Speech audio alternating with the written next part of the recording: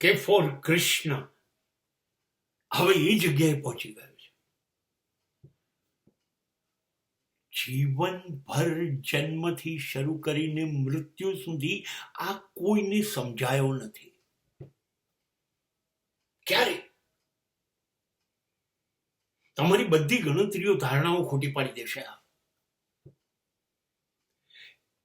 એ ગોકુળ વૃંદાવનની અંદર વાંસળી લઈને વગાડશે. આખા ગોકુળ વૃંદાવનને એ ઘેરું લગાડશે, પાગલપણ પેદા કરશે.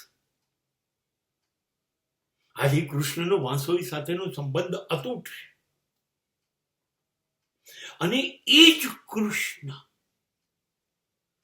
એ જ ગોપીઓ, એ જ ગોપ બાળકો સાથે રાસ રમશે.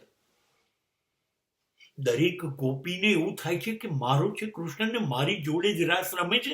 ખરેખર જેટલી ગોપીઓ હતી બધા જોડે કૃષ્ણ જ રાસ રમતો હતો અને બધાને એવું લાગતું હતું કૃષ્ણ મારો છે. આ વાંસળી વગાડે, આ નાચે, આ રાસ પણ રમે.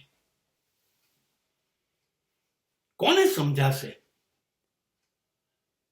કે 10 આંગળીઓમાં વાંસળી જે માણસ હોઠ ઉપર રાખી છે અને જે સૂર રેલાવે છે, જેના યમુનાના પાણી બદલે છે પ્રવાહ, વૃક્ષોનું ડોલન આવે છે, ગાયોને સંતુષ્ટિ મળે છે, ગોપ ગોપીઓમાં પાગલપન આવે છે, એ 10 આંગળીઓ વાંસળી વગાડે છે. કોને ભરોસો બેસે કે એક જ આંગળી પર સુદર્શન ચક્ર ભરાવશે અને પછી એ જરાસંઘનું ગર્દન ઉડાડી દેશે. એની આંગળી પરનું સુદર્શન સમગ્ર પૃથ્વીનો નાશ કરી શકે એ શક્તિ ધરાવે છે. કોને સમજાશે?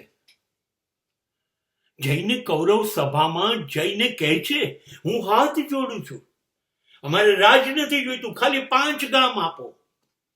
વિનંતી કરે છે. આ પૃથ્વીનો સર્જનહાર, શ્રેષ્ઠતમ પાત્ર, એ વિનંતી કરે, હાથ જોડે છે.